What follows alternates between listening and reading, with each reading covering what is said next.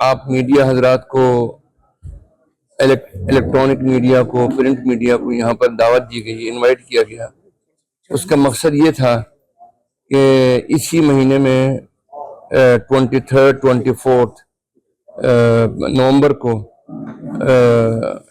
یہاں آل India Muslim personal لا board کی بنگلور میں اسی کیمپس میں دارالعلوم سبیل الرشاد کے اندر 29واں اجلاس ہونے جا رہا ہے، اور یہ اجلاس 23 اور 24 دونوں تاریخ میں ہوگا۔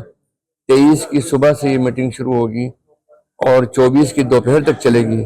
اس میں الگ الگ سیشن ہوں گے، جنرل باڈی میٹنگ بھی ہوگی، اور یہ انتخابی اجلاس ہے۔ اس میں جو جگہیں ایک طریقے سے خالی ہو گئی ہیں ان کو پر بھی کیا جائے گا، اور ساتھ ہی ساتھ یہ کہ ایگزیکٹو باڈی کی بھی میٹنگ ہوگی، اور شام کو یعنی 24 تاریخ کی شام میں ایک پبلک میٹنگ بھی ہوگی قدوس عیدگاہ کے اندر۔ تو اس کا مقصد یہ ہے کہ جو ایجنڈا ہے، بہت سارے ایجنڈے ہیں، الگ الگ کمیٹیاں اپنی اپنی رپورٹ پیش کریں گی، اور اس کا ایک ایجنڈا یہ بھی ہے کہ جو وقف بل آ رہا ہے، آ چکا ہے، اور جے پی سی کے اندر وہ ابھی زیر غور ہے، اور الگ الگ رائے لوگوں سے لی جا رہی ہیں۔ اس سلسلے کے اندر رائے مانگی گئی تھی ای میل کے ذریعے تمام لوگوں سے، اسٹیک ہولڈر سے۔ تو مسلم پرسنل لا بورڈ کی طرف سے بھی تقریباً 13 دن کے اندر اندر 3 کروڑ اور 66 لاکھ جو ہے وہ ای میل بھیجے گئے، جس کا ہمارے پاس پورا ٹریک ریکارڈ موجود ہے۔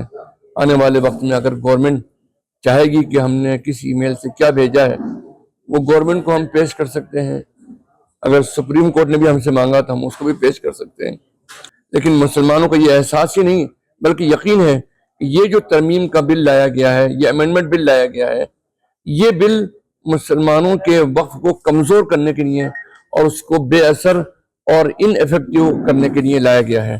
لہذا ہم اس سلسلے میں جو بھی پالیسی بنے گی گورنمنٹ وہ بنے گی، اور کس طریقے سے اس موومنٹ کو آگے چلانا ہے، وہ مسلم پرسنل لا بورڈ اس کی راہ طے کرے گا۔ ہم امید کرتے ہیں کہ گورنمنٹ اس بات پر پورا دھیان دے گی، اور ہماری سوچ بہت پازیٹیو ہے اور بہت کانسٹیٹیوشن کے دائرے میں رہ کر ہم بات کر رہے ہیں۔ لہذا گورنمنٹ کو ہماری بات کو دھیان دینا چاہیے، اور اس میں زور زبردستی یا پولیٹیکل انفلوئنس کا استعمال کرنے کے بجائے as a citizen of India ہماری جو جائز ڈیمانڈ ہے اس کو قبول کرنا چاہیے۔